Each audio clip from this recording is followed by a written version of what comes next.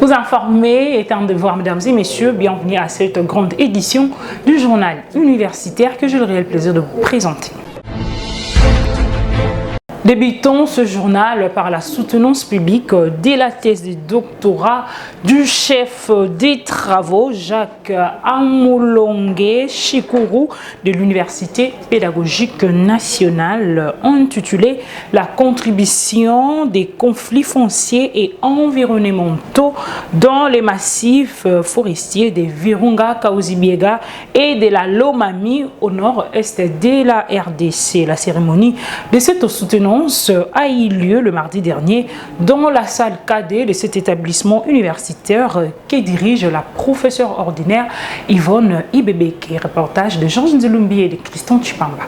Il est le deuxième docteur produit à l'école doctorale des télécommunications et des télédétections de l'Université pédagogique nationale. Il s'agit du chef des travaux Jacques Amulonge Chikuru qui a soutenu publiquement sa thèse de doctorat intitulée « Contribution de la documentation des conflits fonciers et environnementaux dans le massif forestier des Virunga, Kahuzi-Biega et de la Lomami au nord-est de la République démocratique du Congo ». Dans l'économie de son travail, le récipiendaire a démontré que les conflits fonciers et la mauvaise gestion des espaces protégés constituent des défis majeurs pour la conservation de la biodiversité et la stabilité sociale dans plusieurs régions du pays. Grâce à des techniques de cartographie, d'analyse spatiale et de biomonitoring, son étude a identifié les principaux facteurs des conflits, notamment l'insécurité, la rareté de terres agricoles, les groupes armés ainsi que les faiblesses de gouvernance foncière. Le résultat révèle notamment une réduction significative des terres cultivables au profit des politiques de conservation,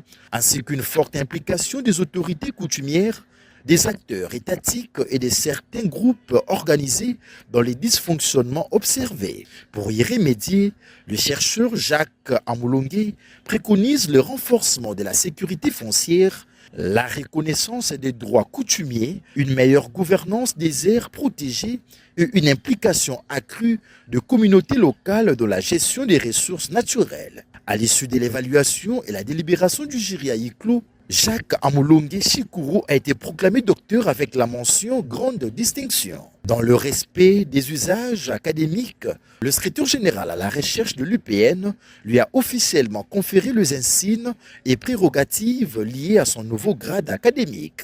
Très ému, le nouveau docteur a insisté sur le fait que cette thèse nous a permis à documenter les conflits fonciers sur les aires protégées, y compris les conflits environnementaux.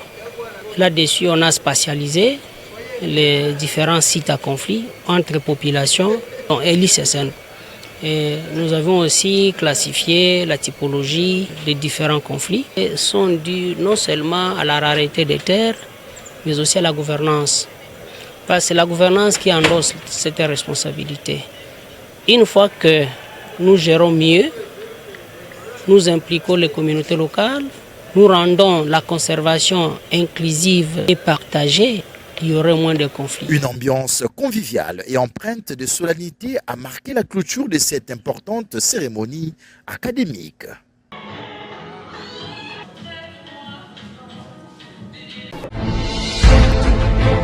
Rendons-nous à l'université de Kinshasa pour parler de la défense des diplômes d'études supérieures en sigle de l'assistant Kimwela Salabiakou Api de la faculté des sciences et technologies intitulé Contribution à la caractérisation physico-chimique et études floristiques des tourbières d'Inogo dans la concession Wildlife Walk Carbon Era Congo dans la province de Maindombe en RDC. Cette étude a été sanctionnée par l'obtention des diplômes avec la mention grande distinction. Reportage de Serge Mbui.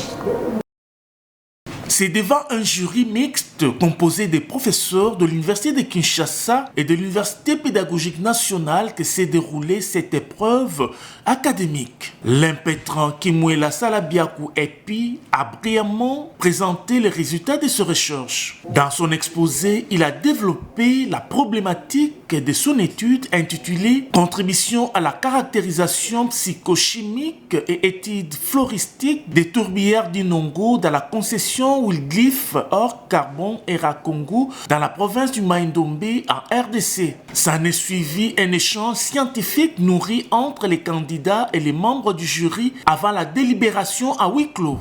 À l'issue de celle-ci, Kimwela Salabiakou Epi a été proclamé diplômé d'études supérieures en environnement de l'Université de Kinshasa avec la mention grande distinction sous les applaudissements de sa famille, de ses amis et de ses proches venus assister à cet événement. Cette recherche a été réalisée sous la direction du professeur Ngelu Nkolo Pia.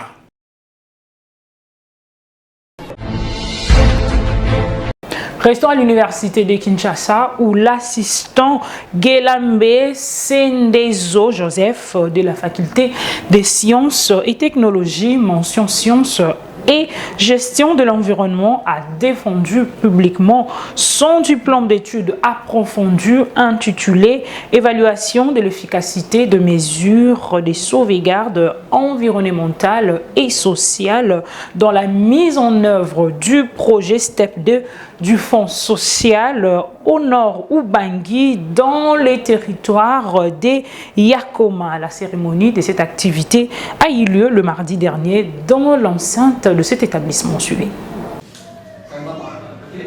C'est devant un jury composé d'éminents professeurs et chercheurs de la faculté des sciences et technologies, mention sciences et gestion de l'environnement de l'université de Kinshasa, que l'assistant Gelambe Sendezo Joseph a défendu le mardi 16 juin 2026 son mémoire de diplôme d'études approfondies consacré à l'évaluation de l'efficacité des mesures de sauvegarde environnementale et sociale du projet STEP-D du Fonds social de la République démocratique du Congo dans le territoire des Yakoma au nord Ubangi. Au cours de son exposé, le candidat a présenté les principaux résultats de son étude axée sur l'évaluation des mécanismes de protection environnementale et sociale mis en œuvre dans ces projets de développement. Ces recherches ont permis de mettre en évidence les acquis enregistrés, les contraintes observées sur le terrain, ainsi que les pistes d'amélioration envisageables. L'exposé a été suivi d'un échange scientifique entre les pétrons et les membres du jury autour de la méthodologie adaptée, de résultats obtenus et des recommandations formulées. Après délibération, le jury a déclaré le travail recevable et l'a sanctionné de la mention grande distinction, saluant la qualité scientifique de la recherche, la maîtrise du sujet et la pertinence des conclusions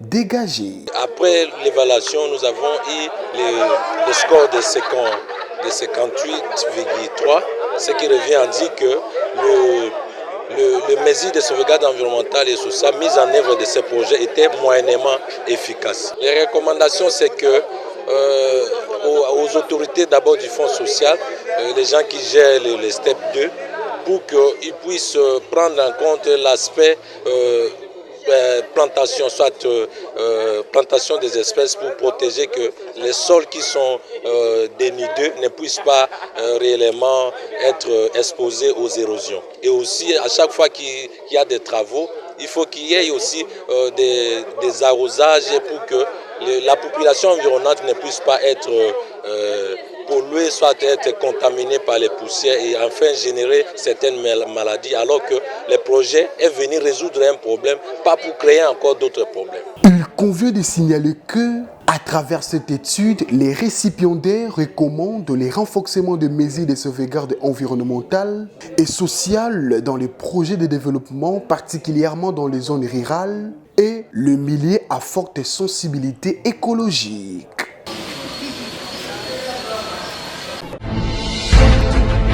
Restons à l'UPN où les départements des sciences et des gestions de la faculté des sciences économiques et des gestions de l'UPN a tenu son conseil départemental des autorités académiques du département. Cette réunion a permis d'évaluer le fonctionnement des enseignants, d'examiner l'état d'avancement des délibérations, d'analyser l'utilisation de la plateforme SINSNet aussi que les différents défis liés à la gestion académique.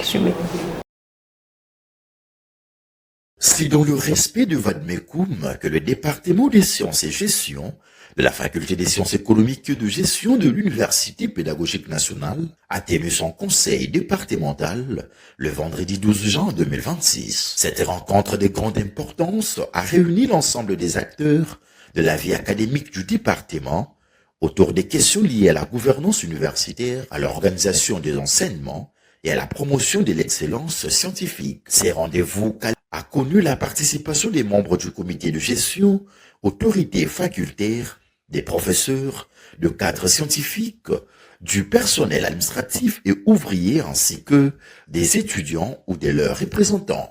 Une forte mobilisation qui témoigne de l'intérêt accordé au développement harmonieux du département et à l'amélioration continue de ses performances académiques, telles qu'impulsées par le professeur Pascal Mokwati, chef du dit département. Parmi les points inscrits à l'ordre du jour figurait la présentation officielle du nouveau coordonnateur des étudiants et de son adjoint récemment élus et installés dans leurs fonctions. Les travaux se sont ensuite focalisés sur l'organisation des enseignements et des délibérations académiques. Dans son intervention, la docteure Francine Zumba, 02, chargée de l'enseignement au sein du département, a présenté les différentes dispositions relatives à l'utilisation de l'application SysNet dans les processus académiques. Elle a également abordé les questions liées aux travaux pratiques et dirigées à l'organisation des examens ainsi qu'à la constitution des équipes chargées de l'encadrement des apprenants, des DA et des doctorants. L'intégration des outils numériques dans les délibérations et la gestion des enseignements paraît aujourd'hui comme un levier incontournable pour moderniser l'administration universitaire et répondre aux exigences de l'enseignement supérieur contemporain. Un autre point majeur de ce conseil départemental a concerné l'évaluation de la lutte contre le plagiat dans les travaux scientifiques. Les membres du conseil ont rappelé que l'anti-plagiat constitue désormais une exigence incontournable de la production scientifique moderne. Cette démarche s'inscrit dans la volonté de l'UPN, dirigée par la professeure ordinaire Yvonne Bebeke, de promouvoir une culture scientifique fondée sur l'intégrité, la rigueur méthodologique et l'excellence, a insisté le chef des départements des sciences et gestion, professeur Pascal Mokwati. L'outil SysNet qui est mis en place par les comités de gestion dirigés par Madame Yvonne Ibebeke, c'est pour limiter les dégâts, limiter les délibérations éternelles. Aujourd'hui, avec SysNet, tous les étudiants et les parents peuvent consulter les résultats des enfants à la maison. SysNet nous a amené aujourd'hui à lutter contre les antivaleurs. Il y a des enfants qui donnaient des $100, $200, $300, voire même $400 pour passer les classes. Mais aujourd'hui, chaque professeur encode les points là où il se trouve, il surveille ses cotes lui-même. Les membres du jury, ils touchent aux cotes d'un professeur, ça clignote au niveau du professeur rouge. Mais lorsque nous procédons à la délibération avec la péréquation qui est reconnue dans les Vadmekoum, vous allez voir que c'est marqué en jaune, c'est coloré en jaune. Donc c'est déjà des avancées significatives que nous avons enregistrées dans notre université et les départements. Dans les divers, les participants ont enfin abordé divers sujets liés au fonctionnement quotidien du département avant de réaffirmer leur engagement commun en faveur de l'amélioration des conditions d'enseignement, de recherche et d'accompagnement des étudiants.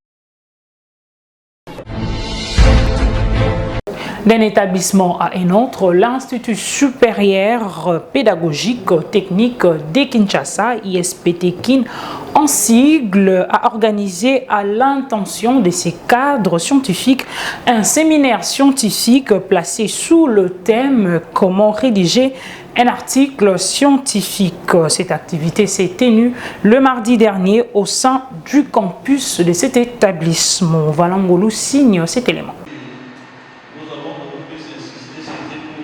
Le professeur et scientifique de l'Institut supérieur pédagogique technique de Kinshasa, ISP-TEKIN, dirigé par les professeurs PhD Albert Kabasele Yenga, ont renforcé leurs capacités sur la rédaction d'articles scientifiques. L'objectif, permettre aux participants de mener à bien leurs recherches jusqu'à la publication dans le revue scientifique indexée. C'est ce qu'a fait savoir le professeur Mavouela, secrétaire général à la recherche de l'ISPT Kin, qui a lancé les travaux de ces séminaires. L'organisation de cette activité traduit l'engagement du comité de gestion à promouvoir une culture de l'excellence, de la recherche scientifique et du développement professionnel continue au sein de notre établissement. La recherche scientifique demeure l'une des missions fondamentales de notre institution. Pour le professeur Amaury Lumumba, formateur de cette session, un article scientifique est un document qui présente une question de recherche, une méthodologie, des résultats et une discussion fondée sur des données et des analyses scientifiques. Il est également revenu sur la pertinence de cette formation. Beaucoup de gens pensent que ils peuvent écrire comme ils veulent. Or, c'est un art. Il y a des conditions, il y a des critères qu'il faut remplir pour écrire un article, pour rédiger un article scientifique. L'article scientifique a ce que nous appelons quoi? Ses composantes. Lorsque vous rédigez un article, il faut qu'il y ait un titre, il faut développer la problématique, il faut donner les objectifs, il faut parler de la revue de la littérature, il faut une discussion, il faut une conclusion, il faut des recommandations et vous devez montrer la provenance de vos références. Or, il faut que cette revue-là soit indexée. Il faut publier dans une revue indexée. La particularité de ce séminaire, c'est quoi encore? Nous avons mis un accent particulier sur les CAMES. Les CAMES qui regroupent 19 pays africains. Donc, ces 19 pays africains, ils ont mis un comité. Ce comité-là est chargé de faire quoi? De recevoir, par exemple dans les domaines scientifiques, de recevoir les articles des assistants, des professeurs. Et c'est pour leur promotion. Après les échanges entre formateurs et participants, place à la remise des brevets. Sous la conduite du professeur Carlos Calombo, faisant l'intérim du directeur général de l'ISPT Kin, tous les participants ont été félicités. Une mention spéciale pour les professeurs qui ont encore suivi cette formation. Le professeur Carlos Calombo a émis le vœu de poursuivre avec une autre session afin de permettre à ceux qui ont raté de s'y rattraper. Motif de joie pour les participants qui ont tour à tour livré leurs impressions. Moi, je crois que ce séminaire de renforcement des capacités offre une opportunité de s'enrichir davantage, l'opportunité d'acquérir de nouvelles connaissances. Malheureusement, quand on est docteur, on est professeur, docteur à thèse, on croit qu'on est arrivé. On n'est pas arrivé. On doit chercher à approfondir. Et moi, je crois que ces séminaires nous a permis surtout de nous enrichir à travers l'échange de nos différentes expériences. Voilà pourquoi moi, je remercie le comité de gestion, je remercie les DG, je remercie le directeur général à la recherche. C'est vraiment une occasion pour moi à renouveler, une opportunité à offrir à tout le monde. Oui, nous sommes très contentes, je ne dirais pas seules, nous tous nous sommes très contentes de ce séminaire qui a eu lieu aujourd'hui, 16, par notre professeur Amaury, qui pour lui nous a montré comment rédiger un article. Quelles sont les normes, quelles sont les exigences qui doivent être pour bien rédiger l'article. Alors nous sommes très fiers, nous avons beaucoup appris. Qu'en un seul jour, mais nous avons beaucoup appris, nous nous sommes exercés aussi pour cela et nous sommes contentes. Voilà. Nous remercions le comité de gestion d'avoir organisé ces séminaires de renforcement des capacités dans les domaines scientifiques, spécialement dans le domaine des publications des articles. Sur le plan scientifique, c'est une formation très importante parce qu'il nous aide à valoriser les acquis ou les publications que nous voulons mettre à la disposition du monde scientifique. Aujourd'hui, de plus en plus, la publication devient un élément clé pour pouvoir obtenir soit une promotion, soit une élévation sur le plan scientifique. Et avec les techniques, les normes et tout ce que nous avons comme acquis aujourd'hui, nous pensons être à même de rédiger, de publier un article et même de choisir les domaines ou les maisons dans lesquelles nous pouvons publier ces articles. Direction Texaf Bilembo pour parler des échanges autour de l'exposition intitulée Abstraire du peintre Henri Kalama, organisée en collaboration avec la structure Critica Art Project en vue de faire comprendre au public la pensée de l'article. Voilà pour les commentaires.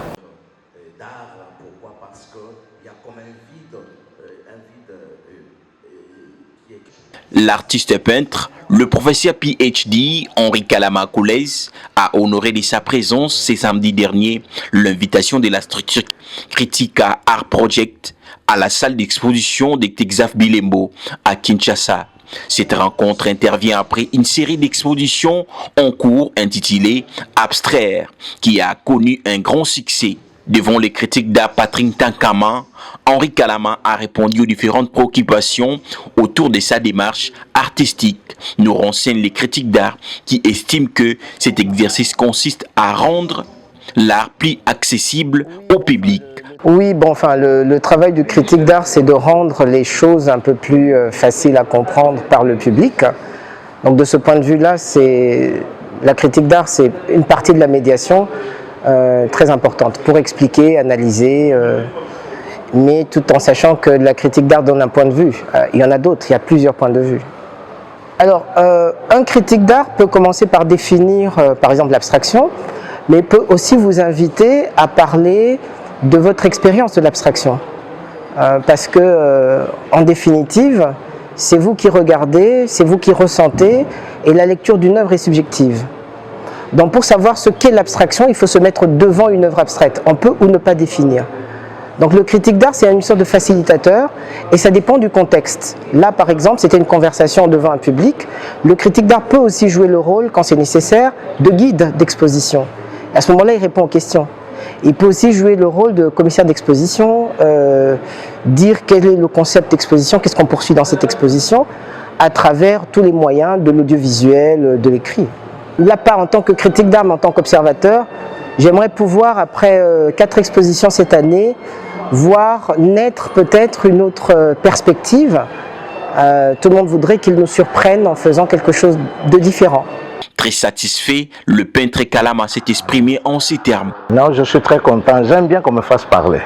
Donc je ne peux pas faire un monologue, mais avoir une personne assermentée comme Patrick Tankama, eh bien, ça m'a permis un peu de parcourir un peu l'ensemble de la création et l'ensemble de mes connaissances en tant qu'artiste pour justifier un peu la pertinence de cette exposition, parce que bon, en fait, il a servi un peu de médiateur pour rendre un peu compréhensible certaines œuvres qui peuvent être inaccessibles au grand public. Je voudrais ici remercier les projets Critica pour le travail qu'ils abattent pour consolider l'écosystème autour de la culture et de l'art.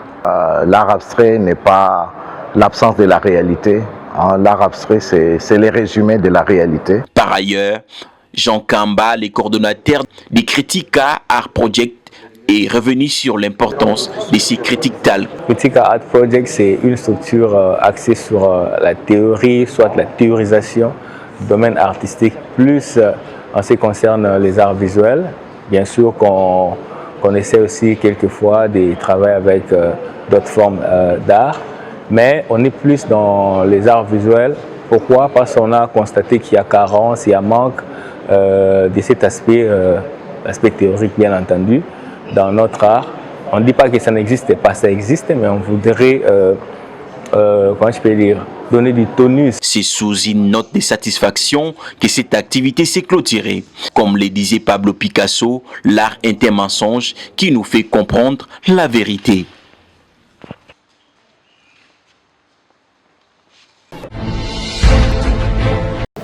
C'est ici que prend fin cette grande édition du journal universitaire. Mesdames et messieurs, si cela vous a plu, dites un grand merci à Tonton Biongo qui était derrière la caméra, réalisé par le docteur Emmanuel Lema, toujours sous la coordination de l'honorable André Mouchongo Machara. Quant à moi, je vous souhaite bonne suite de nos programmes sur nos chaînes partenaires.